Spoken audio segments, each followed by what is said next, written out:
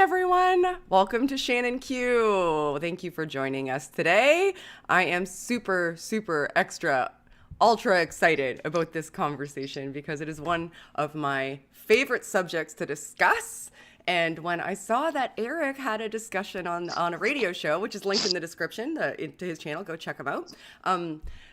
I couldn't wait to approach him to find out if he wanted to come have a conversation with me about it. So we are going to talk about philosophy of mind and whether or not we have souls, and I'm jacked up about it. So just a few little housekeeping things. We are going to follow the format that I generally follow on the show, which is we'll talk for probably about 45 minutes to an hour, depending on how selfish I am. And that varies. Anybody who watches this show knows that sometimes I'm selfish and monopolize the conversation. And then we will take questions towards the end. We don't take questions as we go. If you send a super chat, it will aggregate. If it's mean, it will not be read, but thank you for the donation. And if it's contributing to the conversation, I'm happy to read it, or critical feedback for either of us, happy to read that as well. My mods are in the chat, and everybody be good to each other. We encourage discourse here, but we do not accept or tolerate personal attacks. So please be kind to each other. It's not something I generally have to worry about because you guys are awesome. So before we get into it, I'm going to let Eric introduce himself. Eric, tell everybody who you are and where they can find you. First, thank you for having me on. It's an honor. I appreciate that. And it's not always I look forward to discussions with non-believers, but there are a handful of non-believers who I can trust that if I talk to, it's going to be a genuine, good discussion and conversation. So I appreciate your demeanor and all these things. So my name is Eric Hernandez. I am the apologetics lead for the Baptist General Convention of Texas. That just encompasses, basically I'm a full-time apologist for the Baptist Convention in Texas. It's a dream come true, kind of a job. That's a whole testimony, almost even sob story to some extent of how I got there. But that's what I do for a living. And it's something that I feel blessed to do. And having discussions like this and discussion with people like yourself is always something I strive to do, because whether or not we agree at the end of the day, it's important that we have these kind of dialogues so we can at least understand each other better. And I think that makes for some type of progress in many areas, even if it's just having better conversations with each other. Yeah, I know. You're not going to get any, pushback from me on that. That's essentially what I stand for. It's kind of why I do what I do, so that we can demonstrate that it's possible to have better conversations about contentious issues and recognize the humanity in each other while we're doing it, as opposed to looking at each other as, adversaries on a battlefield. So I'm pumped to have this conversation. Without further ado, I think we should go right into it because there's so much to cover. So we discussed ahead of time that what a good way to start would be for you to essentially give your definition of what a soul is. And then I'll kind of talk about my idea of what, the idea of self is or consciousness is. And then we can go from there, because I have some questions that stemmed from your radio interview. And I feel like that'll just lead into a lot of conversation. Sure. So if you're comfortable, what's a soul? Yeah. Yeah. So I would define, I'm what's called a substance dualist, which means that, in a nutshell, I could say that human beings would consist of two types of substances: a physical matter, which is the body, and then an immaterial substance, which I would say that's what I am. So, and I'll give the definition once I kind of give this groundwork. So, when I use the word I, that's an indexical word that refers to something. Much when I say here or there or that, it's an indexical word that is pointing to something. When I use the word I am talking about me, the self, the conscious subject. And I would say that I am a soul. So literally, technically speaking, I wouldn't say first I have a soul. I would say I am a soul. And I have a body. So I have a body, but I am a soul. I don't have a soul. A body without a soul is a corpse. And then here's where I like to get my money's worth, because I actually changed my position on this, because I do have a soul, and it's a Kia Soul. It's orange, and it's parked in my driveway. Of course you do. And I bought the car just so I can make that joke when I teach this stuff, and it's worth every penny. That aside, that being said, so the soul I would define as an immaterial substance that contains consciousness and animates the body. That'd be a good working definition for now. There's deeper parts to it, but that's a good start. And then consciousness, I would say, is a faculty of the soul. And we would define consciousness in 5 different states. It's something you define ostensively. So when you use ostensive definitions, for those who don't know, it would like if I asked you to define the color purple, you would have to do it by pointing to something that's purple, and it would take some type of an experience. So you can't describe the color purple to someone who's born blind because they've never had an experience of purpleness or what purple is. So in the same way, you define consciousness that way, and that comes in 5 states. Just like water could come in 3 different states, consciousness comes in 5 states, and those would be thoughts, beliefs, sensations, desires, and volition, or you could call it acts of will. Okay. So I heard you say that you had a soul, and forgive me.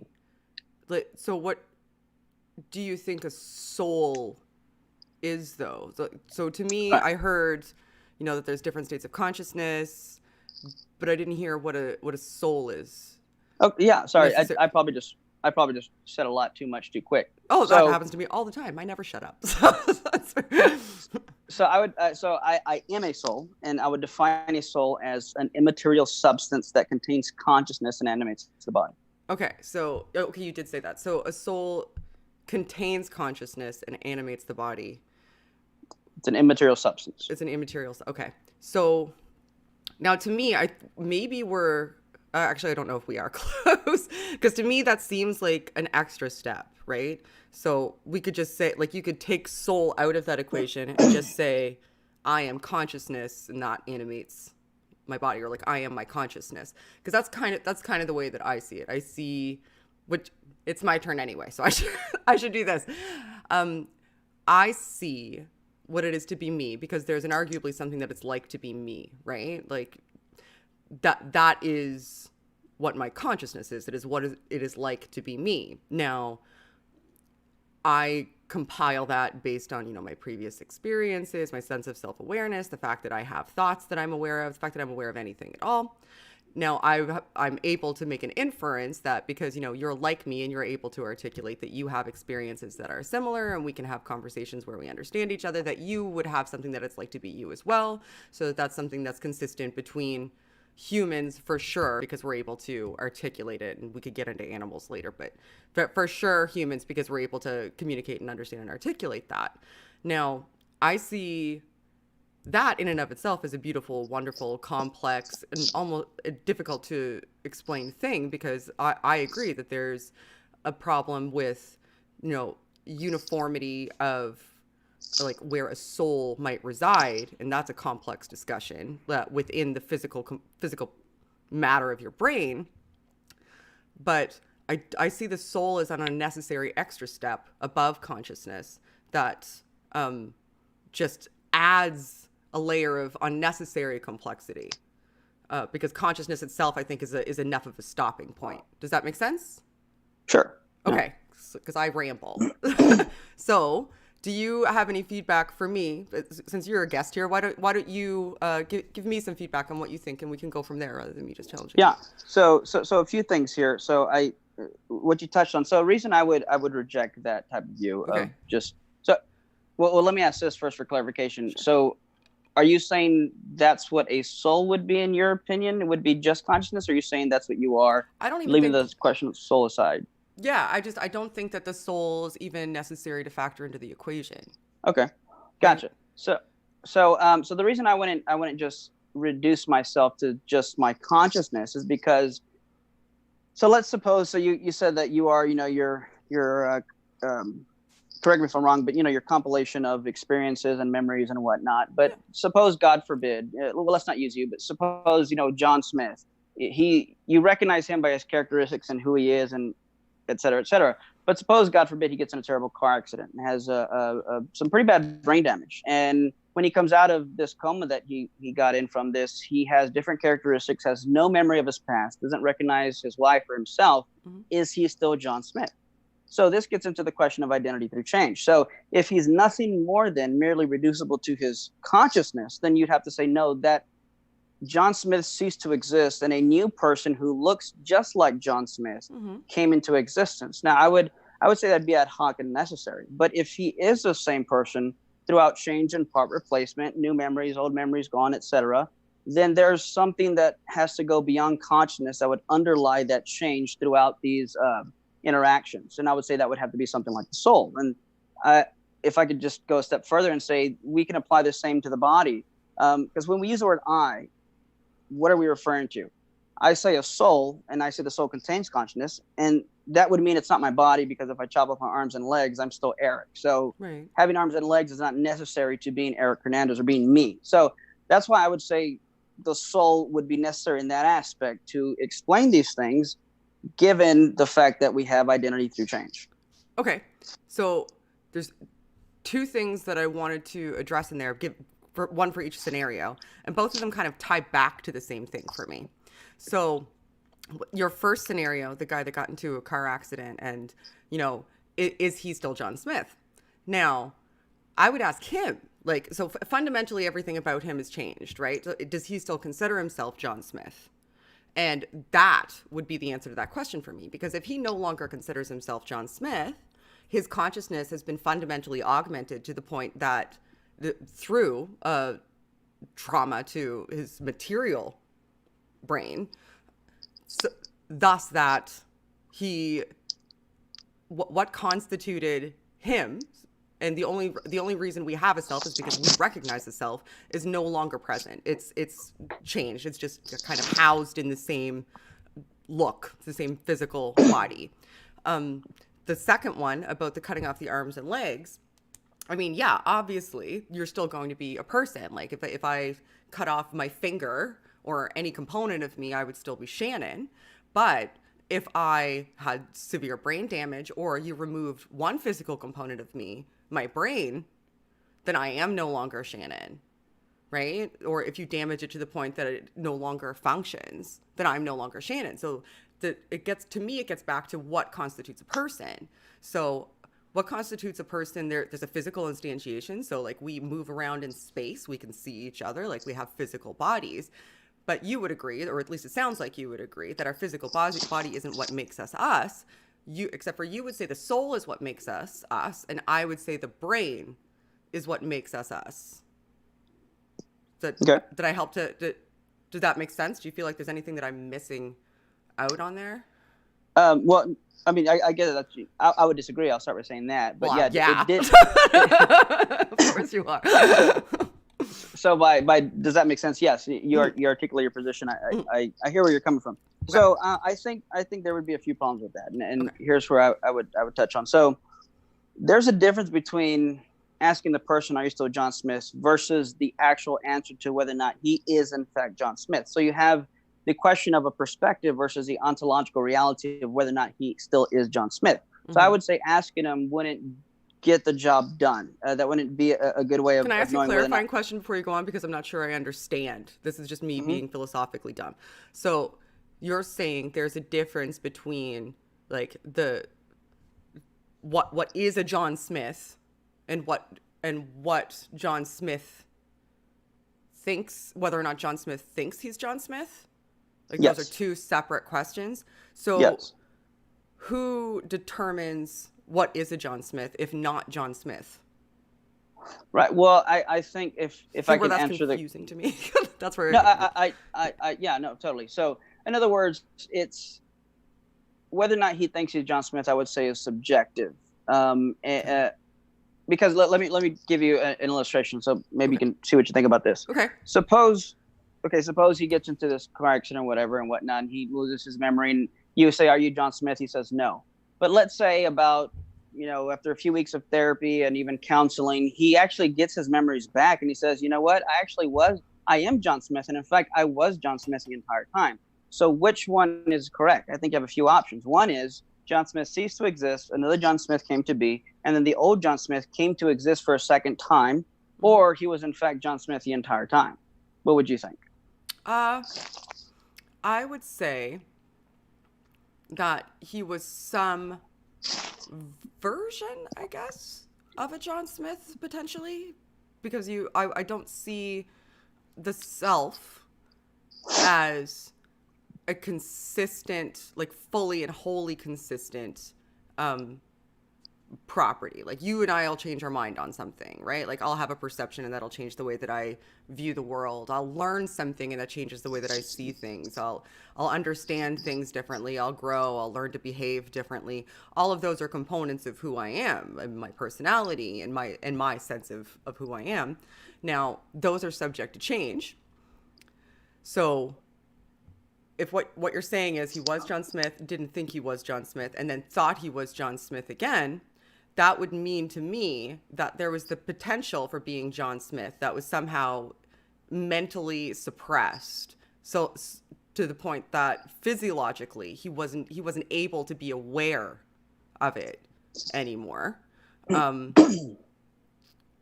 but did regain access to it physiologically. Would you see it as different, like that he had a soul and then was somehow disconnected from his soul and then got a soul back in that scenario? Like, I feel like maybe we see things the same, or maybe we don't see things the same way there. Well, so I think what you just said is what I would agree with and what I was getting at, but I think that sounds different than what you maybe initially said, unless I misunderstood you. So let me explain that. I just never stop talking. So no, it's fine. This is good. Mm-hmm. So you said perhaps he was John Smith, but not aware of it. So that's kind of brings me to the first point I brought up. Whether or not he's aware of the fact that he is John Smith is irrelevant as to whether or not he is John Smith, which means it's possible to still be John Smith in spite of not having those same memories and lacking the awareness that he still is John Smith. So one's awareness of John Smith isn't a necessary condition for being John Smith in spite of losing those memories. Right. So the question becomes, philosophically speaking, what are the necessary and sufficient conditions for these kind of things? And when I use the word I, what am I referring to? If I'm referring to, go ahead. Oh, I'm just saying, okay. I'm just nodding and listening. Oh. Keep going. Yeah. So if we reduce the self to nothing more than, the combination of thoughts and memories, then technically speaking, the moment you have another new memory, so let's say we have Shannon Q with 100 memories, and then after this, we have Shannon Q with 101 memories. Are you still the same Shannon Q, or did one Shannon Q cease to exist and a new one come to be? So the point there is that if there is something underlying identity throughout the change of these different additions or removals of thoughts and memories, if there's something underlining it, then that would be the you that is underlining these changes. So it'd kind of be the same with what you said. If you chop off your finger, you're still Shannon Q. Well, then why not apply that to memory? So there would have to be something that is more than just consciousness that retains that identity from change. Right. So I think I'm consistent here, and I'll get back to the chopping off the finger thing. I feel like we're going to go down so many different roads here, but I love this conversation. The memory thing is similar to me. So if I cut off my finger was a component of me. So I used it in my life, I picked my nose, whatever I do with my finger. And now I don't have a finger anymore. I'm still obviously me. The same thing goes with memories, that they're housed physically. Like, we can look at the hippocampus and we can manipulate areas of the hippocampus and we can see that, you're going to lose memories. There's a reason that anterograde and retrograde amnesia are things, right? So retrograde would be you lose your previous memory. That's incredibly rare. Anterograde is the inability to form new memories. So like they call it the fish experience, right? Like everything's a surprise. Like you can only retain a certain amount of perceptions and then you forget Dory. Right. Yes, exactly. She has anterograde amnesia. So those are housed physiologically. Now I see the consciousness as the fluid aggregation of all of those perceptions and memories throughout time via chemical and electrical interactions in the cortical structures of the brain. So you can, taking away one memory, which we frequently lose memories all the time, or adding a new memory because we frequently have new perceptions, is just part of that aggregate. It keeps rolling along. Now, if you had a soul, for example, you would need to have an explanation for how the soul is aggregating these as well. And I don't see a good explanation for how a soul would be aggregating them because, if I lose a memory, my soul would lose a memory. Maybe less so for the finger, I guess. I don't know if souls have fingers. But if I gain a perception, the soul gains a perception. Now, I understand that there's a difficulty in finding a unifying principle where a sense of self is housed in the brain. But if you look at it as a continuous aggregate that has physiological components, that makes a lot of sense to me. Going the extra step doesn't. Like, I just can't quite get there. Sure. So, so a few things here. And I don't stop me whenever you want, because like Oh, same with me. I do the same thing. Yeah. So I can talk a lot. So, so first recall that on my view, I am the soul. So when you say if I lose a soul, if I lose a memory, does my soul lose a memory? Well, in my view, I am my soul. So when you say I lose a memory, you are, in my position, literally saying the soul, the self, is losing a memory, so to speak. Now, when you talk about aggregate, that's a really interesting point. If I may, let me get, whenever I teach on the soul, or if I were to debate the soul, if I may give an outline of how I argue for the soul, and that might help here. Okay. So there's two basic points I touch on. The first one is that consciousness is not physical, which would mean so when you say something like this aggregate is what houses memory, I would disagree with that. Oh, I wouldn't say it houses memory. Your hippocampus houses memory. I would say the sense of self is what we perceive as an aggregate, our experience of all of those perceptual inputs being processed by the brain and understood with uniformity. Okay. So, sorry, I didn't mean to interrupt. I just feel like I don't think it's housed anywhere in particular. Okay. Yeah. Gotcha. So you don't think memory is housed? Memory is housed. Yes. Right. Yes. Right. Memory is housed. Yeah. So that's where. So I would disagree. I wouldn't say that memory is housed in the brain. So my first. So yeah. So Really? feel free to push back a little bit. So my first part of my case would be that consciousness is not physical, and I'd give arguments for that. Then my second point. Then from there, I would say, okay, but we know consciousness exists. Conscious states and properties exist. What possesses these things? Well, I do. Okay. So the next question is, what am I? And then my second point that I touch on in this cumulative case is that I am either what's called in philosophy, the fancy word is a mereological aggregate, or I am an immaterial substance. And I would argue that I'm an immaterial substance, namely a soul. So consciousness is not physical. I am conscious. What am I? I'm not identical. I'm not merely a brain and body or identical to my brain and body. I am an immaterial substance, a soul. Now, I can unpack that if you want, but that's my basic outline. So I would disagree with kind of like the reaction you gave, that memory is not in the brain. The brain doesn't think. It's not the brain that thinks. It's the soul that thinks. But it does use the brain. There's a very deep correlation in there, much like a musician would use an instrument. I'm still a bit floored by the you don't think that memories are housed in the brain.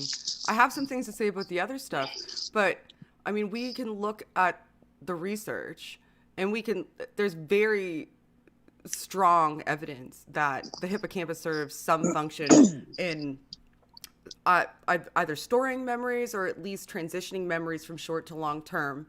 And that you can, like, there's a reason that those types of amnesia exist, right? Because if you concentrate damage to the brain in specific areas, we can see that that memories dissipate. Like if you look at something like in Alzheimer's, for example, when you have severe deterioration of the myelin sheath that surrounds your neurons, you start to lose memory for that reason. I mean, if that neuronal impairment, like that loss of the myelination of that helps you communicate from like the regions of your brain that store memory to the regions of your brain that, you know, process your conscious experience, which I would argue would probably be more so prefrontal, then where are they if not in the brain? And why does that type of concentrated damage with a high degree of reliability result in the loss and damage of memory or the inability to formulate new memories? Sure. Yeah. So good questions.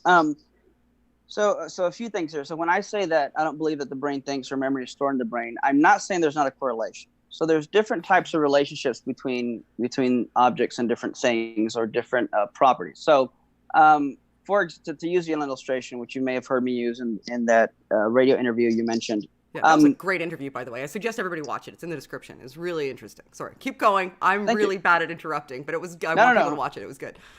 Anytime you want to interrupt to compliment me, you're more than welcome. All right, fair enough. Noted. Go ahead. Sorry, so if I grab a guitar, I'm not going to say that the note C is in the guitar or in a piano, and it's not as if I break it. Right. So they're not in there. However, we know that there is a strong, highly verifiable correlation between the type of music and notes I can play with a properly functioning guitar. So when I say they're not in there, that's what I mean. They're not literally in there. Now, if I would argue that consciousness is not physical, which I could unpack if you want me to, but in other words, if it's not physical, then it's not going to be in the brain in that sense. And to ask where is it at is, on my view, akin to asking, give me the GPS coordination address to where the number 2 is, and how many number 2s can you fit in your pocket? Yeah. No, you're not gonna. There's not an unanswerable question because they're constructs. A category fallacy is what I would say. Yeah. Okay. So I do want you to unpack it in a second, but your guitar analogy actually made me think of something that, and I was thinking about this earlier, except for I was using a light bulb in my head as I was re-listening to you on the radio show. Like when you mentioned about the bicycle, the tricycle turning into a bicycle, for example. Mm-hmm. So I was thinking, you were saying I'm not me. Like there's a thought is not identical to a material object, right? So, right. But the analogy I had in my head in the guitar one might be better, just because I have a guitar sitting right there and I like them better than light bulbs. Could consciousness not be something like that? Like you wouldn't say the sun is light, but light is something that's an undeniable property that emanates from the sun. Like a guitar is not music, but music is something that emanates from the guitar. Could consciousness not be something that emanates from the brain in the same sort of fashion? Yeah, I'm fine with someone saying that, but I'd say a few points to that. Okay. First thing I'd say is then you'd be a dualist like me, and I'd say welcome to the team. Oh, is that what that means? Oh, maybe I am. I don't know. Okay. Because you are now positing, or at least conceding or agreeing with me, that consciousness is not identical or reducible to literally the same thing as the brain. So we're talking about two different things. Okay. Much like the sun and light is two different things, mm-hmm. Consciousness and the brain are two different things. So on that point, I'd say yeah. So now you'd at least be what's called a property dualist. So you have a physical brain, then you have something like consciousness that is not necessarily the same thing as a physical brain. On top of that, so what you're referring to, well, let me first touch on consciousness. So when you say that, and maybe you were just talking quick, maybe you didn't mean this literally, so let me ask. So when you said we see that memory disappears, what do you mean by see? Oh, we via observation. So we know we can get somebody to recall something. They'll actually do these experiments. They don't really do them anymore, thank goodness, but they do these experiments with animals, for example. Like, so they'll do wayfinding experiments with rats. Like they'll get them to memorize a maze, for example, and they'll be able to guaranteed 100% of the time be able to navigate that maze without any issues whatsoever. They've got it down. Then they'll remove the hippocampus from a little rat, and the rat doesn't know what to do. It's bumping into walls. It has no idea what to do. It can still operate, so it can still eat. It can still function. It can, like, all of its base functions are there, but it no longer has the memories of how to wayfind in that condition. Like that's one example. There's myriad experiments that find similar things. There's also MRI experiments that we do where we're getting people to remember things. Like we're either getting them to think about something, solve a math problem, or recall a childhood experience. And we consistently see throughout people that the regions like in the midbrain around the hippocampus and and near the hypothalamus are consistently becoming engaged, as are the regions around them, prior to the frontal lobe becoming engaged, which means that we can see that they're housed there, and if they are damaged later on down the line, they're no longer able to have that same sort of recall that they were previously able to do effortlessly. So that would tell us that there's a correlate that's a very strong one that would see consistently throughout people, that likely this is where your memories are kind of housed. And in the case of Alzheimer's, the demyelination messes with the connection. So your memories may still, I guess, kind of be trapped in there, for lack of a better word, but aren't able to communicate with the frontal lobe so that you can process the fact that you even have those memories. And I talk really fast, and I love psych research, so I'll shut up now. But that was my explanation. No, so trust me, I talk fast. I have ADHD, and people point that out all the time. So I enjoy talking fast. Oh, good. You can process it. Yes. My manic discussion. So a few things here again. so there's a different, like I said, there's difference in types of relationships between things. So you can have a cause and effect relationship, and you can have a relationship of identity. So, and you can even have dependence relationships. So, for example, angles are not literally the same thing as sides, but you cannot have three angles without three sides. So while they're always going to coexist, it's not as if they are identical to each other, although there's a dependence there. Okay. Then there's a cause and effect relationship. Like you said, you have brain damage and it affects memory, or I break my guitar and I can no longer play the music. There's a cause and effect relationship, but that's not the same thing as identity. Identity is a one-to-one. If I say Shannon Q is identical to, so that literally means in philosophy the same thing as Shannon Q is the same person as the one interviewing me, then I'm using two different names to talk about the same person. So whatever's true of Shannon Q is going to be true of the person interviewing me because they're literally the same person. That's a relationship identity. Okay. So as a substance dualist, I have no problems with correlations, cause and effect, or even types of dependent relationships between the mind and brain. But I would say they're not the same thing. Okay. So, and then if I were it again, haven't unpacked it yet, but if consciousness is not physical, then that's where I would ask. That's where when you say words like they're housed in the brain, that's for me at least is like almost a red flag, because like if I said my phone is in my car or housed in my car, Mm-hmm. or my bed is housed in my house, you can go into my house and see it. Mm-hmm. When you say that about memory, you couldn't go to the brain and see memory. You can find a correlation in an after the fact, what's called a posteriori wave, where you have to ask the person what it is. Here, I use this kind of example. If let's say I was a neuroscientist and I'm looking at your brain, and I say, okay, Shannon, think of something, something nice. And then I look at the brain state. I look at what neurons are firing. I look at what's going on neurologically. And I write down that brain state and I take a picture of it. And I say, okay, what were you thinking?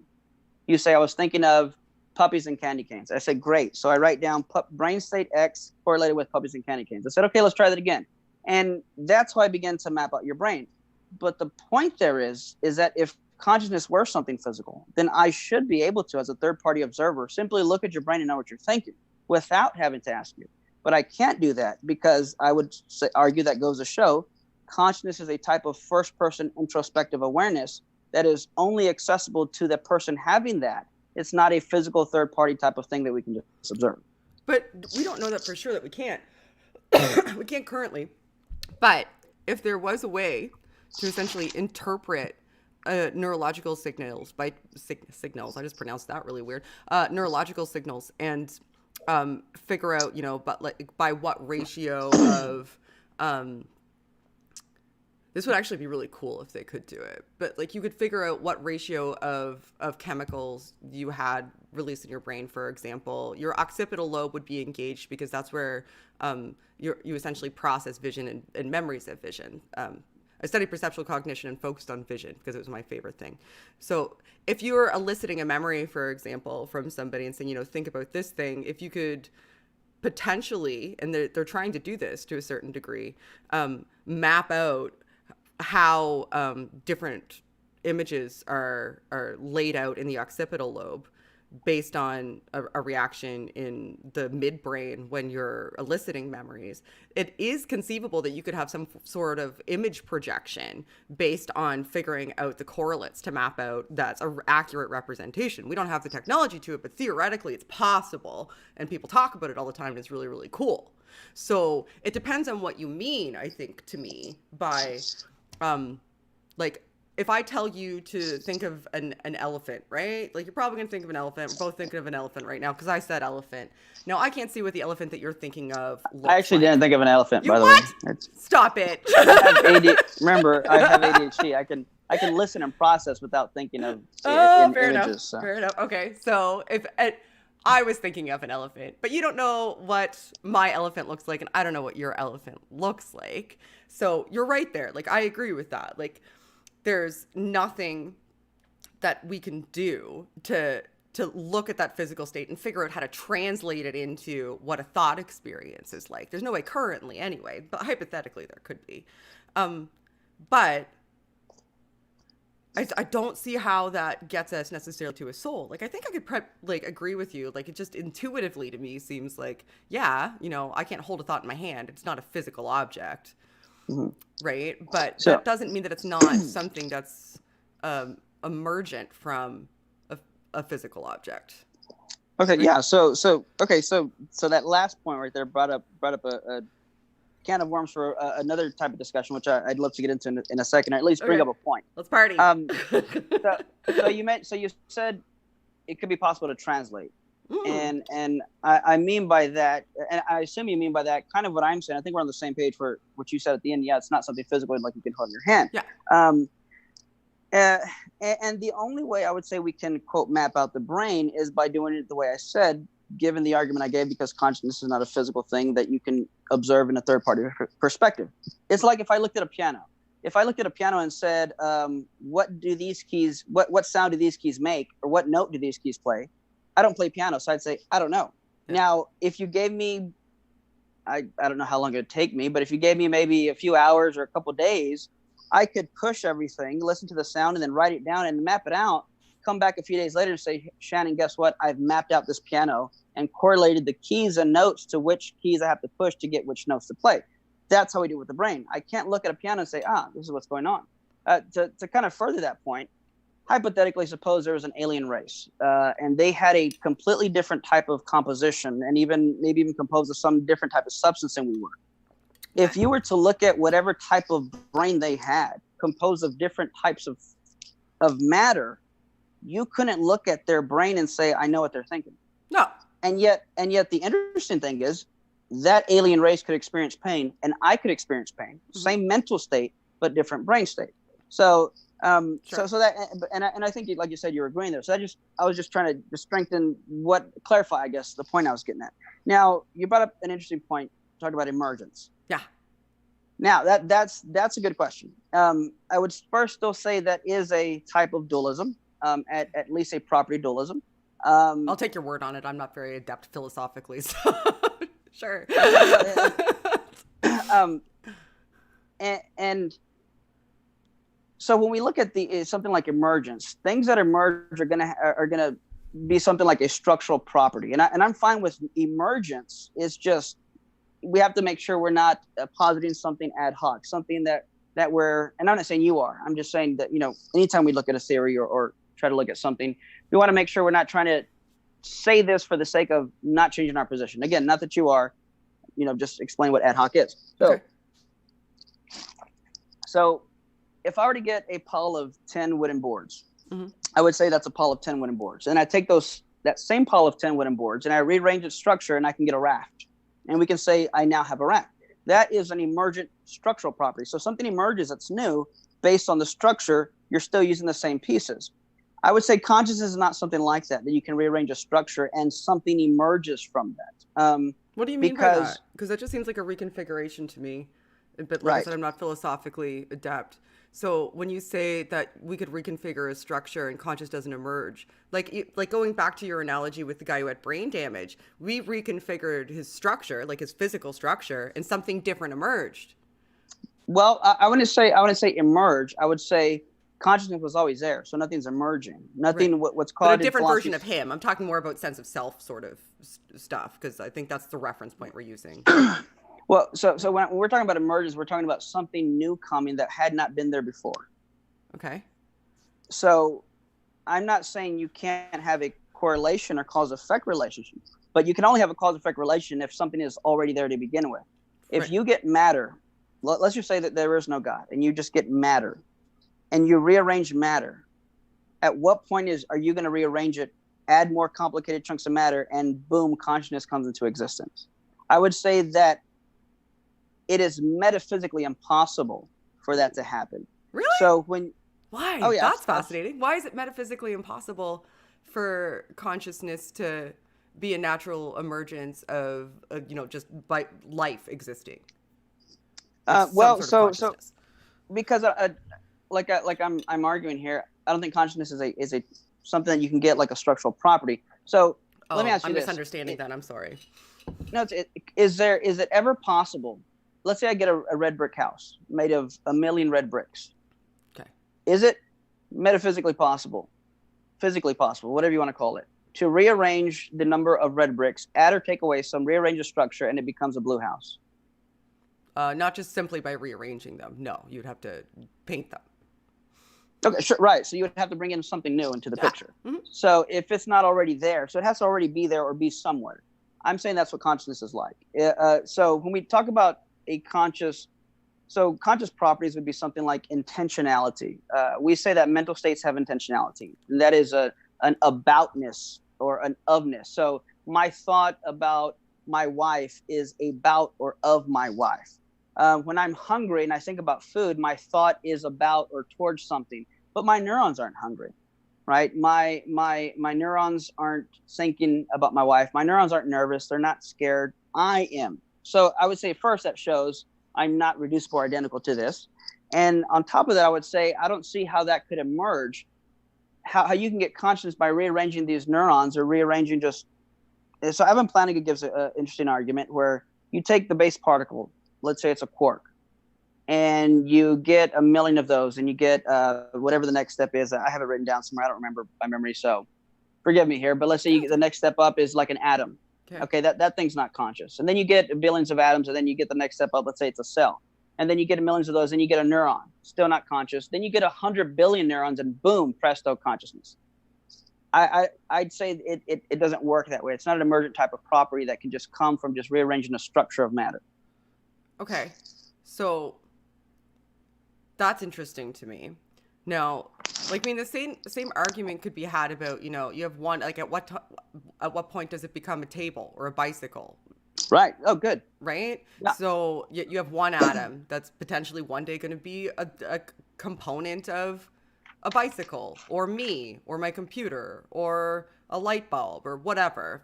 Sure. But at what point does it never is that one atom individually, when you look at it, never is that light bulb. It's still one atom. It's the composite of all of those atoms that makes that light bulb or this computer or whatever. So why, if it seems to me to follow that going through that argument, if one atom can eventually be a component of a light bulb and we recognize that as a light bulb, why can't one quark, one atom, one whatever, all the way up the line, eventually be a component of a brain, and that brain produce some form of consciousness in the same way that light bulb produces some form of light? Right. So good. So now we would have to differentiate, which is how I get into my second argument when I talk. The second point of my case of the soul. And just to let you know, before we're encroaching upon an hour because you're so freaking interesting. Yeah, we're at 45 minutes and we have questions. So I'm just letting people know we're gonna answer your questions soon. If you didn't send a super chat at me, I have to deal with the super chats first because they were kind enough to donate to the channel. So thank you. I appreciate you guys, and I love that you're interested. I'm gonna let you finish, Eric. Thanks. Go ahead. So, to use a $5 word, mereological aggregate. So, what you're referring to is, and I'll get there in a second. So, what you're referring to is so you're basically kind of restating my case in a simpler way, which is good. I like when people can say things simpler than I can. Okay. So you're right.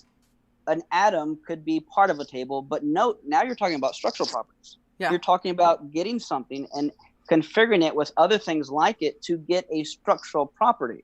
So it's logically possible to conceive of a piece of wood becoming and be rearranged in addition to other pieces of woods to have something like a raft. But I would say consciousness is not the same kind of thing like a structural property. It's something what's called sui generis. It's something completely unique and different. On top of that, I would say then we get into the difference between an aggregate and a substance. So when we talk about mereology, you heard me mention this in that radio interview you're referring to. Mm-hmm. So aggregates are things like watches or cars or Legos. They're a collection of separable parts held together in a certain structure. Okay. And at this point, we're going to have to talk about because you said at what point does it become X, Y, or Z? Yeah. But now we're talking about the nature of something. So when we look at aggregates, they're a collection of several parts held together in a certain structure. the best, I'm trying to think of how to summarize this and make it, because again, I can talk a lot. So if I were to take a car, which is an aggregate, it's a collection of several parts. Yeah. Its nature is such that if I took the tire off of the car, the tire would still remain and exist as a tire, which tells us that its existence and identity as a tire is independent of its connection to the car. But the problem with aggregates is that the same is not true when you reverse it about the whole.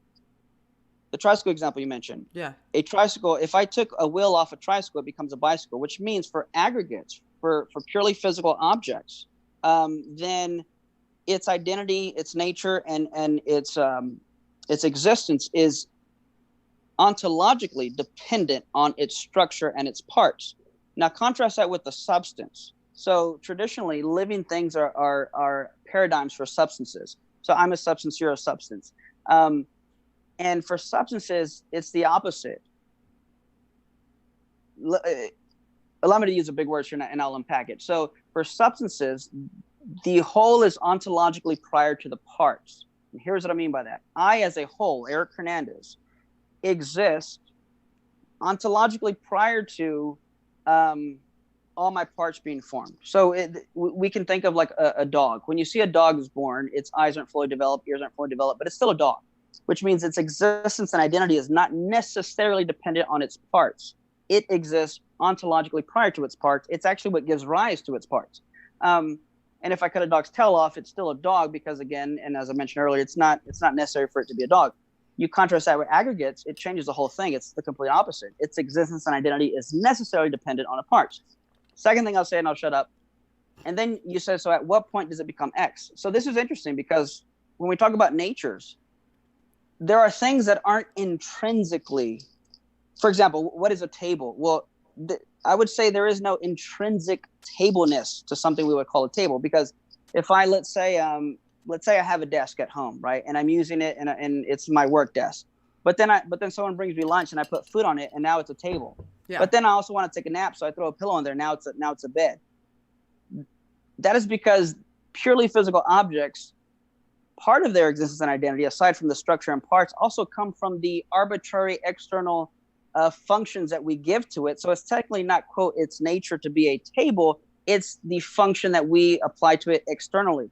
Now, contrast that with consciousness. It's not the same thing. There is nothing. I am conscious, even if you don't externally grant that I'm conscious, know that I'm conscious, or believe me that I'm conscious. It's completely irrelevant to anything external. It's something that has intrinsic relationships. Contrast that with something like a table. It's something that we externally put onto it. Money, is valuable, but why? Well, because we say it is, right? It has functional value. At one point, toilet paper was more valuable than money, or hand sanitizer was more valuable than money, right? That might be our currency in the future, yeah. Right, yeah. So, or I can get a plastic card, and it has certain value. Or I can push a few buttons on PayPal, and you can donate in the super chat, and there's value there, but it's externally imposed, not internally imposed. So if we have any internal type of intrinsic value, if consciousness is not something that you externally give to me, then automatically it's disanalogous to compare that to compare consciousness and me, the self, the soul, to something like a table and an atom. But there's something that is there that, like, whether or not we label it a table, it still exists, right? Mm-hmm. So that, to me, that just seems, human-centric. Like, we call it a table. The reason we call it a table is because we've assigned it some sort of utility, and that right. Utility is something that we affiliate with tables. So things that look similar to it or serve the same function that it serves based on our internal construct of tableness, right. We're going to attribute the designation of table. You are a table because I'm utilizing you in this fashion, or you look something like this thing that I'm familiar with. So I get that. And obviously you can't do that for your sense of you, because you're like, I'm not dawning onto myself and nobody else is dawning onto me what it's like to be me. It's a solely individual experience that only I can have, only I can be aware solely, of. Yeah. Solely, yes. It's a solely individual experience only I can have, only I can be aware of, and only I can really, to any extent, know. So I agree with you there, but I don't see how it's analogous, because it's like going back to the table, there is still something there, whether or not we are giving it an arbitrary designation, like couldn't, or what we assign to it, utilize it for, say it is, there is still something that it is.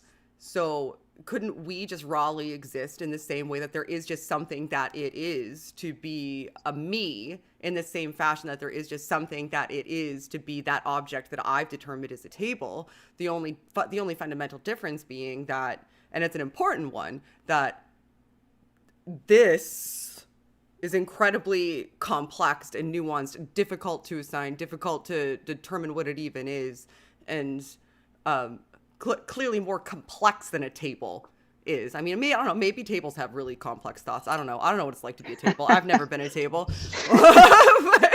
but So- but you know, do you see the point that I'm driving at, though? That I do. yeah, okay. Like so- I said, I'm not philosophically sound, and I will answer your question soon, guys. I'm sorry. I'm being selfish again. Go ahead, Eric. So you're bringing up really great points, and you're asking exactly the right questions. And the reason I had brought up what I did bring up, it was to your point that you said, at what point does it become X? So Yeah. my only point there was that, well, it doesn't become that technically. It's just what we assign to it. Oh, And I I'm see where you're saying going with that. that's disanalogous to consciousness. No one assigns to me consciousness. So Right. in other words, it's disanalogous to compare that, like, at what point. Now, it's funny because you said, what is it like to be a table? That is a profound, well, not table, but so Thomas Nagel, who's an atheist philosopher of mind, asked the really profound question, what is it like to be a bat? So when you say, what is it like to be a table, I'm thinking of Nagel. And there's philosophy memes are incredibly great. Like, it's God's gift to us. There was a meme that said something like, it had a guy, like, he looked like a, fresh out of college kind of young guy. And he said, I love philosophy. One time this guy asked what it's like to be a bat, did a lot of research. And at the end of the paper, he said, I don't know. It's like, that's an interesting book, though, and it goes like the woman in the black and white room too. Like, that's another Right. interesting analogy. Like, Mary's room. You know everything that it is. To, like, she spends her entire life studying everything that there is about the color red. Like, so she Right. knows everything about the waveforms and how we perceive the color red, but she's never seen the color red. And she goes outside and sees the color red for the first time. She's like, oh, there is something that I didn't know. Like, now like, I really didn't know anything. Like, those are interesting questions, but none of them get me to a soul, though. They just get me to, I don't really know what consciousness is. I feel as though we can see correlates that are very clearly defined in the brain, in the physical brain. We can augment the brain and alter those states. That's something that's clearly the case. But to me, it just seems like it's an extra step that's an unnecessary one, because the questions are still interesting. Sure. We're not going to answer them today, but why do I need the soul? So what we've been focused on, admittedly, what we've been focusing on the entire time so far, which is fine with me, is consciousness, which is an aspect of the soul. Now, if I'm correct in saying that the brain cannot, I'm sorry. You, it is. To me, it's just, that's the buck stops at consciousness with me, right? Right. Sure. So now, if I'm correct that the brain cannot house consciousness nor possess consciousness, then what is possessing consciousness? It must be something non-physical. To put it this way, if I can touch on some metaphysics here. Sure. So properties and states, when they're instantiated in the world, are possessed by something. Here's what I mean by that. Okay. So a ball can possess a property of being red, but redness doesn't just like float in the world by itself. So if I were to drive on the highway, I'm not going to say, oh my gosh, I'm really scared of hitting the property of redness. Instead, I'd be cautious of hitting an object that possesses the property of being red.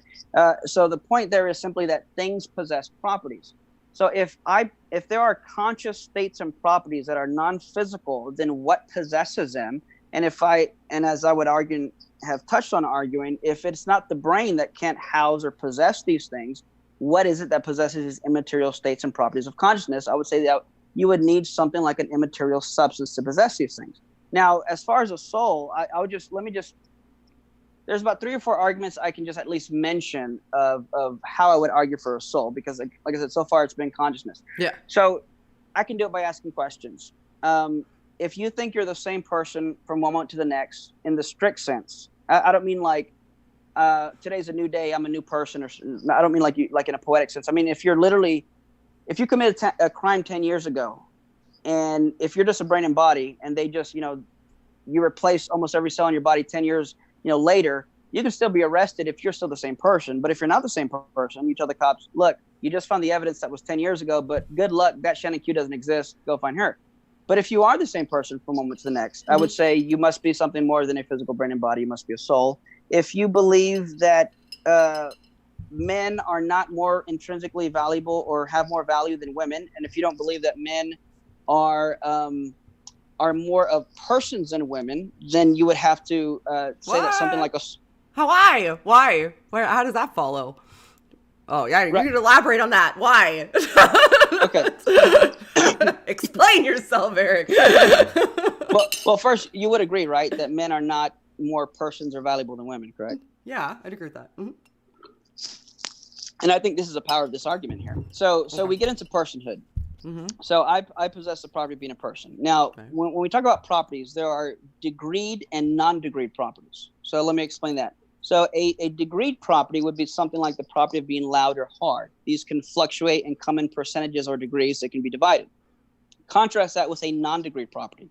The number 2 and the number 6 are both possess the property of being even, but the number 6 is not more even than the number 2 because non-degreed properties are all or nothing kind of things. They don't. You can't divide the properties. They can't come in percentages. They're all or nothing. There is or isn't. Mm-hmm. Now, when we look at personhood, this property is possessed and grounded in something. Now, if there is no soul, and if we're just purely physical beings, then you would have to ground being a person in your physical makeup, your mass and matter. But if that's the case, then personhood would be a degreed property, which means it could fluctuate and change dependent on the mass and matter that you have. So if men are typically larger than women, then they have more mass and matter than women. Then it would follow that men, if you ground personhood in the mass and matter, then having more mass and matter means you matter more. Now, if that's not the case... I think you're grounding it in the wrong matter, though. Like, if you're grounding personhood in the brain... Ah, okay. Same problem. Not the body, then sure. Why is that the same problem? So you look at something like Dandy Walker syndrome, right? Where someone can be born with, I think as little as they've had cases where someone's only born with 10% of a brain. It's largely a cavity of fluid. Mm-hmm. Let me ask you this question. Are they still persons? I would say yes, because there's something that it's like to be them. They experience okay. They experience existence. So are they 10% persons, or are they still full human persons? They're full persons, because if you describe personhood as experiencing existence, like being aware of your own existence, like being in a human body and experiencing your own existence, then it doesn't need any other properties to be attributed to it in order to be dawned on somebody, right? So that, sure. I mean, yeah, I that's, for the sake of argument, I'd say let's go with that. Nevertheless, the point is that then you cannot ground it in the mass and matter of the brain either. Why? So personhood can't be grounded. Well, because if you have 100% of your brain and someone has 10% of a brain, then if y'all are both 100% persons, then it follows that personhood isn't grounded in the mass and matter of the brain. Why? Why not, though? Because they're still they may not be able to function as optimally as me, because they don't have as much in the way of cognitive faculties in order to be able to, manipulate their environment, communicate things.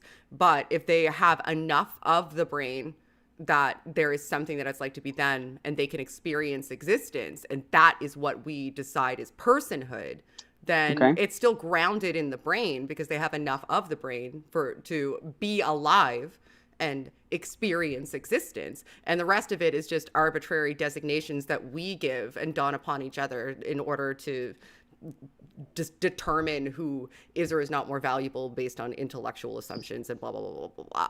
Right. So I think you're agreeing with me in the sense that, no, you're not going to put a ratio of mass and matter of a brain to how much of a person is. But I think then you're instead going to the experiences. But I think the same principle would apply. If someone who is 5 years old versus someone like me or you, we've had many more experiences than the person who's 5. Are we more of persons than them? No, why does it need to be in degrees? Why is it can't it just be experience existence? Yeah, no, that's the point. So if it's Yeah. not a degreed property, then it cannot be based on anything that can come in degrees, like memory, perception, or the physical brain and body, because those things can come in degrees. So Awesome. if personhood doesn't come in degrees, then you cannot base it on something or in something that does in fact come in degrees. But wouldn't that just be so being a person would be, well, we'll go back to tables. I'll use the table again just because why not, right? We're using tables. Let's just keep using tables. So a table isn't any less a table because, I bedazzle it with some crap, right? It still exists as a table. Like you might say, that's a better table. That's a fancier table. This table is going to be more useful to me. This table seems like a sturdier table, but they're all tables. Like we wouldn't revoke their tableness because one of them was slightly fancier than the other. One of them matched our furniture better. One of them looked like it would hold the amount of stuff we wanted it to hold. They'd all still be assigned the attribute of table because they have Sure. tableness as a component of their existence. The same thing could happen like following this logic to humans. Like there is like I said, my buck stops at has experiences and is aware of existence and in human, DNA meat bag equals Sure. equals person. Then the rest of it is just, I don't know. I don't know if I want to use the word degrees because I feel like it has philosophical implications that I'm not aware of because I'm completely inept at philosophy. But it would just be differing versions of persons. Like being a person doesn't mean that you're identical to every other person. You're going to be a different version of a person because you're a unique individual person. So what does the amount of your memories or experiences or the size of your body or the size of your brain have to do with anything? Well, I'm saying if it's not that, then it's not a degreed property. But we agree it's not a degreed property. But Okay. you mentioned something, you said something like tables. Remember though, those are aggregates as I've described in my position. Okay. So if let's say I get two tables, right, and I cut it down the middle. Yeah. How many halves do I have? If you have two tables and I cut it down the middle. And you cut it down the middle, like you're cutting one table? I cut both of them down the middle. Oh, how many halves do you have? 1, 2, 3, 4. So there's 50%. There's 4 50%, right? Sure, yeah. Okay, so it makes sense to say you have 50% of a table. But if you cut me in half, my arms and legs, you're not going to say you have 50% of a person. But not because we're up here. Okay, sure. So let's do the same thing there. Let's say, again, Danny Walker syndrome. Someone born with only 50% of a brain. Yeah. They're not 50% of a person. So it's disanalogous between, because it's disanalogous between, you could have half a table because those kind of purely physical objects, they can come in percentages or degrees. Yeah. But persons, even with half a, quote, body or half a brain, if they're still 100% persons, then it follows we are not purely physical objects. We must be something more, immaterial substance, namely the soul. But still, you no longer have a table in that scenario. That's no longer a table. It doesn't exist as a table anymore once you cut it in half, right? Is that what you're saying? So, well, remember, we've already talked about the arbitrary external imposition of calling it a table based on its functionality. So these things don't even have intrinsic type of identities or natures. That's different than a human being. But the cool thing is, though, like if I cut your brain in half down the corpus callosum, you could essentially have two versions of you.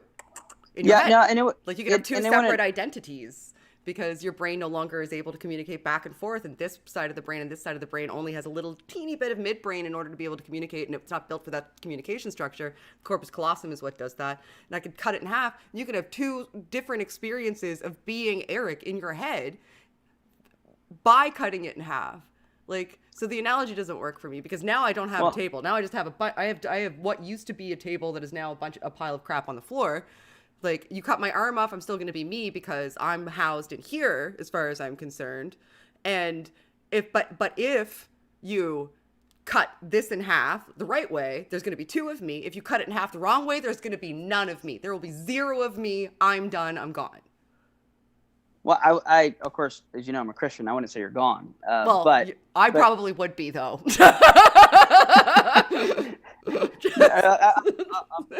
Just saying. So a few things though.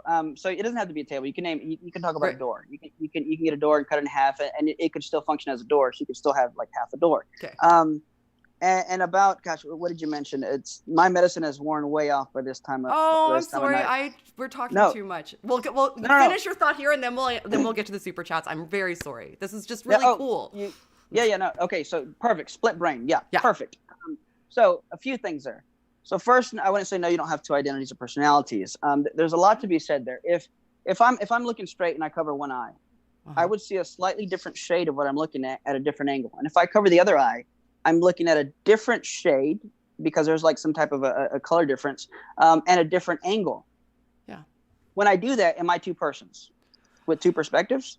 Oh, no, because do you know how your visual processing works? It's really cool, actually. You have an optic chiasm in the middle of your brain. So, like, your optic nerve actually splits off. So everything that's on your right visual field is processed on the left side. Everything that's on the left side processed on the right side. And then it flips over. So everything we see is upside down, backwards, and full of holes anyway. So when you close your eye, you have a unified perceptual experience that happens. So like me covering my eye may give me a perceptual difference in my visual field, just simply because I'm only seeing it with the rods and cones on the fovea of this eye.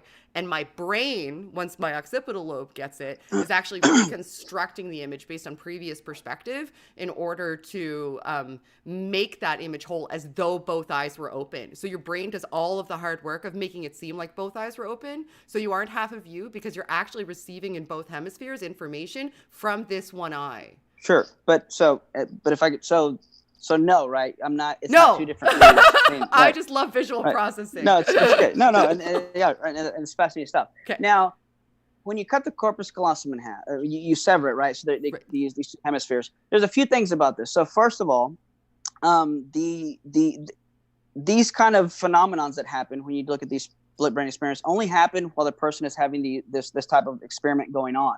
When the person gets in his car and goes home, it's not the same kind of story. So they have to isolate something, and they have to you can look at the test the way it's done. It's interesting. On top of that, I would say this wouldn't have anything to do with identity through change, the immaterial nature of consciousness, or the fact that personhood is not a degree of property. At best, what you can say, because what people usually bring up when they say this is something like, well, what about one half of the brain's atheist, one half of the brain is theist, which one goes to heaven, which one goes to hell? Ha ha ha. Good laugh. Yeah. None of it touches any of the arguments that I've ever used for the soul. And on top of that, I'd say this. So if there is a soul, for the sake of argument, and if consciousness is non-physical and it is contained in the soul, then it's not hard to conceive and even be expected that if, let's suppose, one hemisphere of my brain is associated with my doubt and questions, and another hemisphere of my brain is associated with the answers that I have, if you limit my soul's ability to access one part of the hemisphere that is correlated with the answers versus another part of the hemisphere that is correlated with the doubt, then sure, when you only allow me to function within that hemisphere that has a doubt, I may be a quote atheist, but when you allow me to get to the answers, I may be a theist. It's like I love the way you couched that.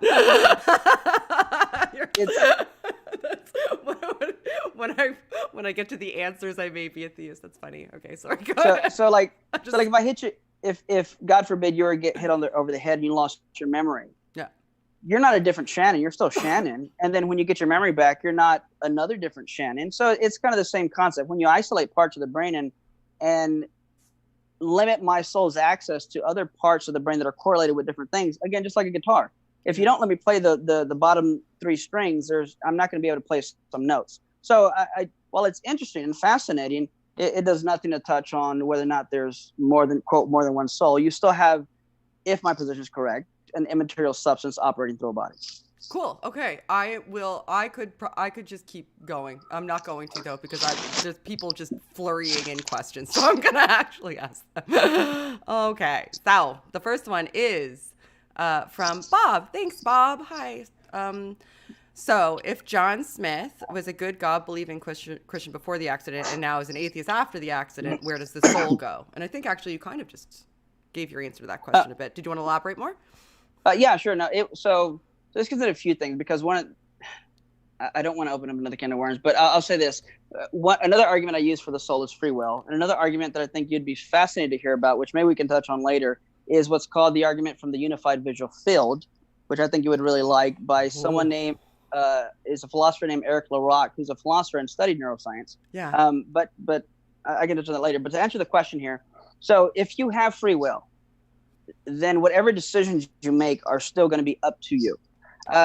That being said, if whether he had the accident or not, if he has what he needs um, to know whether or not God exists and rejects that and rejects Christ, then sure, yeah, he's going to hell, right? I mean, it's not like because something happened, you get a free pass for your free will.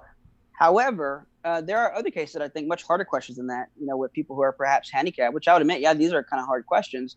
I would say this: if assuming my worldview is true, then I'm perfectly fine with leaving it up to God, who would know. So I believe in something called Molinism, which means that God knows the truth of every counterfactual situation, of every single possibility. So I leave it up to God to say, you know what, this did happen. But I also knew that had this not happened, you would have remained a believer, whatever the case. Yeah, I'm going to let you in. Or he could say, well, you used your free will to do this and that. And even if you hadn't had this, you still would have not believed. I'm not going to let you in. I think he'd be just either way. And I think it's one of those things where it's above my pay grade. And if God is omniscient and all-knowing and knows every counterfactual, then I trust, he knows what to do in that situation. Okay. Even if I don't. I am going to move on to the next one. Oh, guys, be nice to people. Be nice to people. I'm going to read this because I don't think it's super mean. Eric destroyed poor atheist Skylar last night. We try to be nice here. And so anyway, I didn't watch it, but apparently somebody is on your team. Well, hello. Well, there are a lot of atheists who are saying something similar, so they might not necessarily be on my team. But. Oh, well, I'll have to watch it. I'll have to go give it a watch. I didn't have a chance last night. I was busy playing Cards Against Humanity with my friends on Zoom and drinking more alcohol than it was reasonable for me to do. But I'm so I did that last night instead of watching, but it is in my queue. D-Style Boxing. Hi, D-Style Boxing. I want to believe that there's a soul, but who knows if there is a soul? And again, from D-Style Boxing, I don't know. I'm not convinced. I'm not super convinced either, but I don't think I convinced Eric either. So I don't think either of us won any souls this evening. From Andrea Botella. My computer is streaming a video from YouTube and showing it on the screen, but no semiconductor or LCD pixel in the screen is doing that. Oh, that's an interesting point. Yeah, same sort of thing. Yeah. I thought about that when you mentioned your phone in the car, and you were like, my phone is in the car, you can see it, but yet like your contacts are in your phone. And I feel the same way kind of about memories, like. Yeah. So a few things. Well, first I'd say about the soul to the previous super chat, even though it wasn't a question. I didn't really give a case for the soul. It was more like, talking about our beliefs and getting clarification. Yeah. So it wasn't like I'm debating you and here's my case for the soul. If you do want that, though, you can go to my channel and I do like a 2-hour discussion where I give essentially my full case for the soul. We get into a lot of the metaphysics of it. To the other thing, yeah. So good point. Right. That's exactly right. So what that shows is a few things. One is that if you were to get so mad at me, you punch your screen with my image on it, you're not punching me, which shows that I am not identical to the screen. So first, it's two different things. And yes, while a single pixel doesn't have me on it, exactly right. It's the entire aggregate collection of it. And that's kind of the point. You have a difference between a substance and an aggregate. If you were to take out some components of this computer, or the screen or the pixels, you're not going to have a full picture, and you can't really say that's an accurate image of me. So it goes to show that yes, these are aggregates. But the point is, if you're going to say consciousness is not you, and not even to the questioner, but if someone's going to say consciousness is an aggregate of a collection of neurons, then I just kind of go back to what we said earlier where we talked about structural properties. You're not going to rearrange 1,000,003 red bricks and then add 1,000,004, rearrange the structure, and it's now a blue house instead of a red brick house. It's structural properties aren't going to give you an explanation for something like consciousness.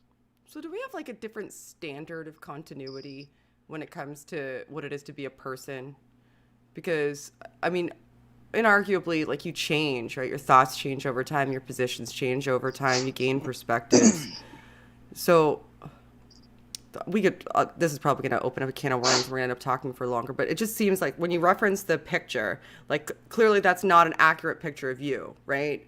Like, but if I take out one pixel, I can still make out that that's you. Could it be the same sort of thing with, a mild head trauma might be something that's enough that I can still be me. I can make out that it's me, but a component that comprised me is missing. It's not quite the same. I'm not quite the same me as I was before, the same way that if you remove a couple of pixels, I can still make out it's you on the screen, Sure. but it's not quite the same you as Yeah. it So was prior. Not speaking about quality, just, the difference in the continuity. So a few things to be said there. To just kind of retouch on what I said earlier. Yeah. That's in part the argument that if I am more than just if I'm not reducible to a brain and body aggregate, then it follows that if I remain identity through change throughout part replacement, then I am not identical to, reducible to, nothing more than a brain and body. I must be something more, namely an immaterial substance, a soul. So even the very notion of change presupposes sameness. So when I look at two people, I look at one person and I turn to my right and see another person. I don't say this person changed. I say there's two different people. But when I go through life and I look at myself at 5 and myself at 10 and myself now, I say it's the same person underlining the change throughout these different memories, part replacements, and changes. So if change is even possible, there has to be something that exists that maintains that identity throughout the change of part replacement. And if it can't be the brain, it can't be the body, if it can't be the memories, it must be something beyond, transcendent to that. So hence I'm either a purely physical substance or I'm an immaterial substance. Isn't that like a ship of Theseus type problem? Yes, absolutely. Yep. Okay. Yep. I know like 3 to 4 things about philosophy. That's one of them. All right. So we will go to the next one. That's a good question. Thank you very much, Andrea. Daniel Davis just sent me, oh my gosh, I have stickers. This adorable fox, and he's laughing. I don't know how to read that. Adorable fox laughing. Thank you, Daniel. Fred, where in my body is my soul contained? Define immaterial. Is there a valid difference between immaterial and non-existent? Wow, there's a lot in that super chat. Thank you, Fred. Okay. Yeah, very good. So where's my soul? So that already assumes some. So we'll put it this way: we can say that physical things are things that would have something like that can be described exhaustively in the terms of chemistry and physics, using those kind of languages. Something that's physical is going to have a mass, going to have a shape, going to have a size, going to have a location. Something that's not physical is not going to have that. So no offense to the questioner, I don't mean this to be rude, but if you're asking where's the soul located, it already shows your misconception of what it means to be immaterial in the first place. Again, it's like asking if the number 2 existed, where is it? Give me the GPS coordinates and how many can you fit in your pocket? So if the soul is immaterial, it doesn't have a quote physical location, though it is correlated with the physical body. What was the other thing? Immaterial, I kind of already went on that definition. If when you're looking at something that doesn't have mass and matter and doesn't have a location, there's more to it, but I say that it's a good starting point without getting too deep into the weeds and taking up much more time. But we can, boy, I don't want to say something's going to open another can of worms, but I'll just say this. So I don't think color is material. Well, I think it's the same, just like the brain can affect the soul. And I think it's vice versa. That's something we didn't even get into free will because, gosh, there's a lot we didn't touch on. You're going to have to come back sometime. Yeah.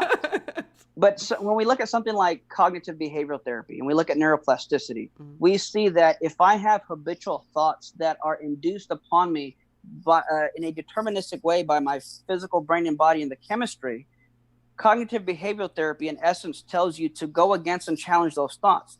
Now, I would argue, and I'm not going to have time to get into the argument, but if you're just a physical thing, I would argue there's no free will. In order to have free will, you have to be more than something physical.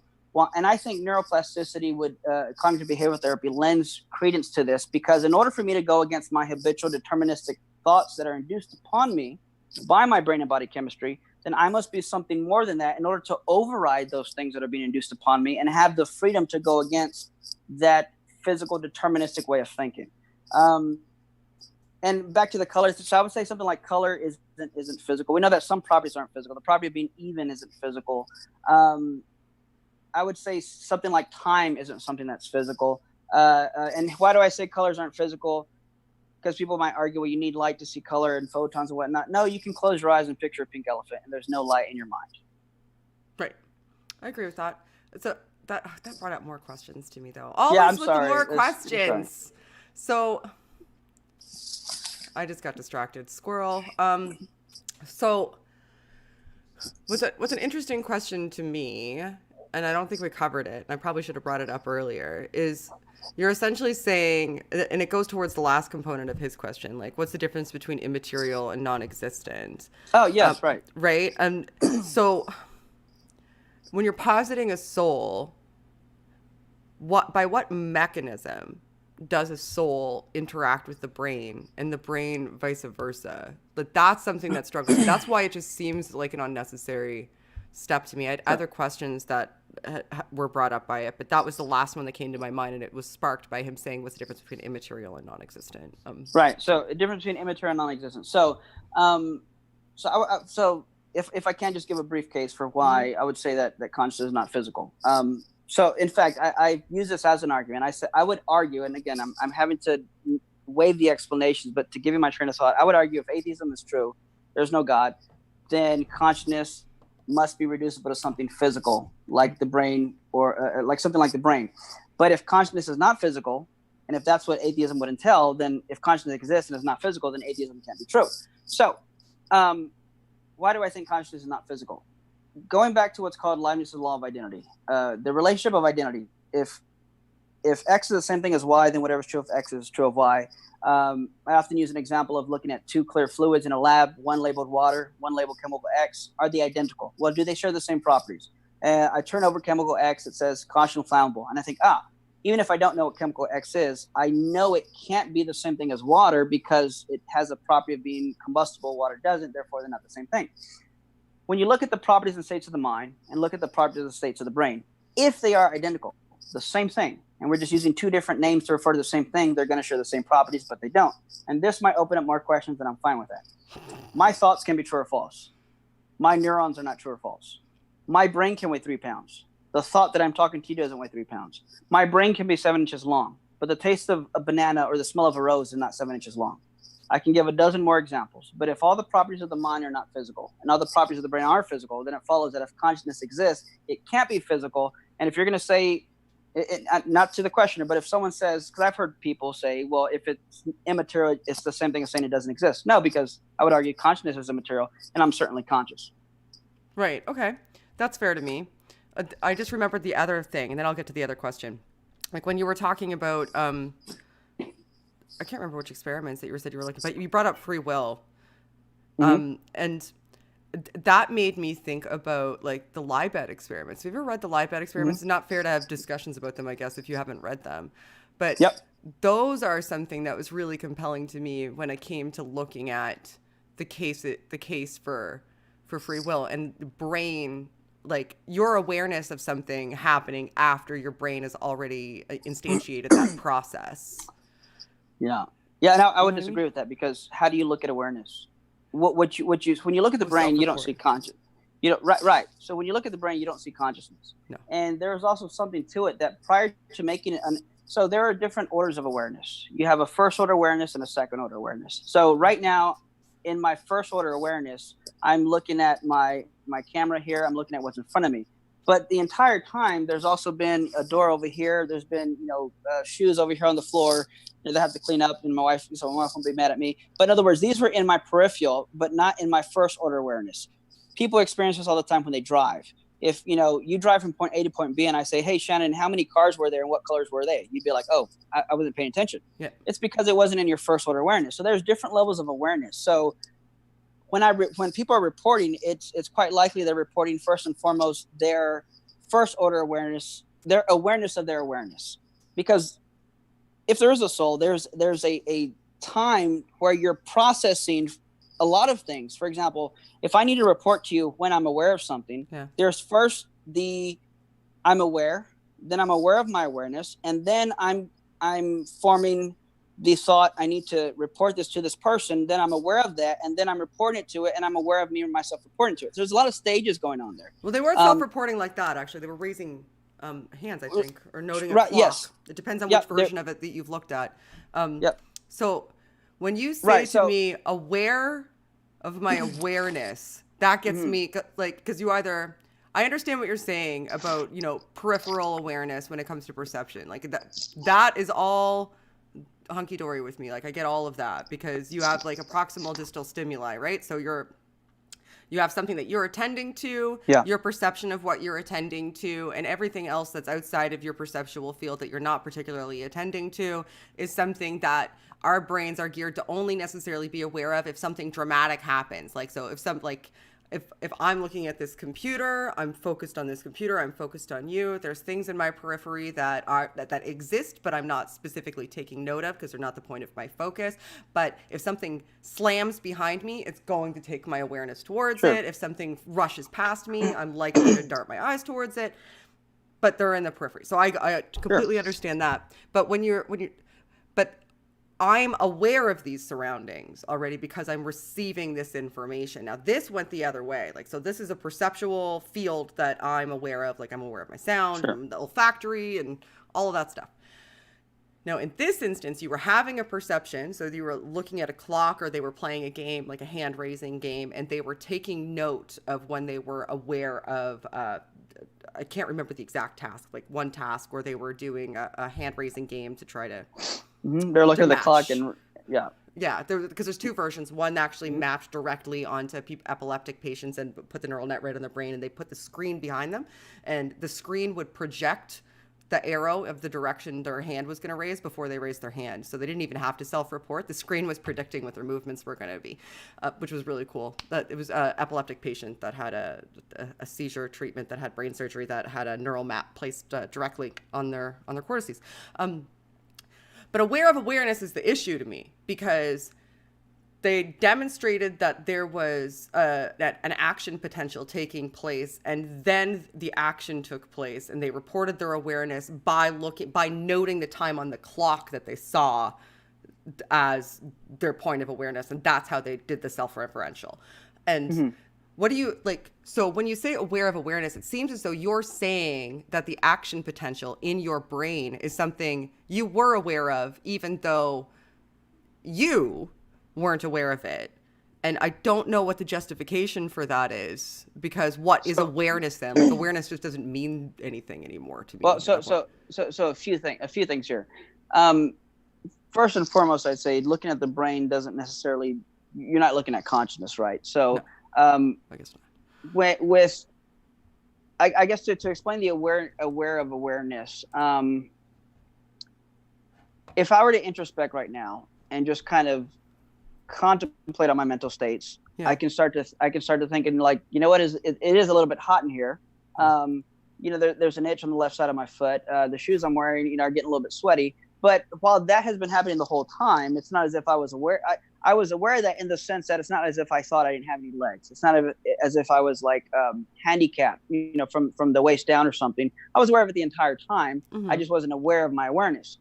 Those are perceptual experiences, though. So, like in this, we're talking about having the idea to do something. Right. So when you have you have thoughts, and you have thoughts about your thoughts, right? Yeah. And in order for me to articulate my awareness, I have to be aware of my awareness. Does that make sense? No, I don't think I'm going to get it to make sense to me right now.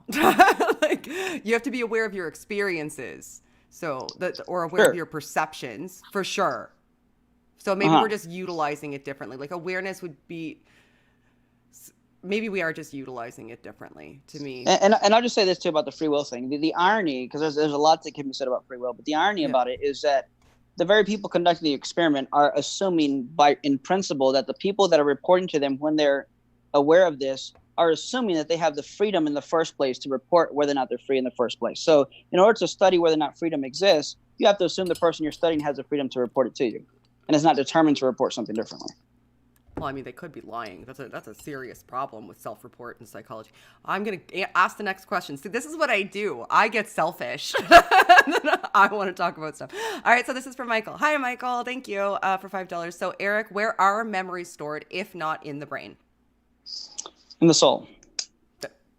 Mic drop. In the soul. All right, fair enough. Apollo is very... And let me say something else too. That assumes memories must be physically stored somewhere too, which I reject. So the question has a presupposition I don't agree with, and I stand by my answer. All right, I'll allow it. All right, Apollo Jedi again. Apollo Jedi goodness gracious. T-Jump is getting PWNED. Is that Pwend? I'm too old right now. LOL. All caps lock. Guys, be nice. I don't want to read any more of those. Please don't. Like, they're on the fence for me. Be nice to each other. Hey, T-Jump. I guess he's in the live chat. How's Hi, it going, Tom? T-Jump. If you are in the live chat. He and I talked about the soul. Yeah, I like T-Jump. Sometimes he frustrates me because I feel like sometimes that he's just an antagonist for the sake of seeing what'll happen. I think that's just how he is. I think that is just who he is. Yeah, I think Tom definitely jumps to conclusions sometimes. Oh, I don't know. Yeah, I don't know. Yeah, it's a dad joke. It was a bad dad joke. Okay. Ha ha ha. And the last one is from Puck. I don't have anything specific. Just thank you for doing what you do. Oh, thank you, Puck. It's nice. I ended on a nice one. All right. So we've been at it for an hour and a half. I've monopolized your time entirely longer than I'd anticipated. Well, actually, I had a feeling this might happen. But what would you like to leave everybody with before we go? Your links are in the description, or your link, I should say, to the conversation that you had on the radio. Sorry, there was a fly. And were you waving at?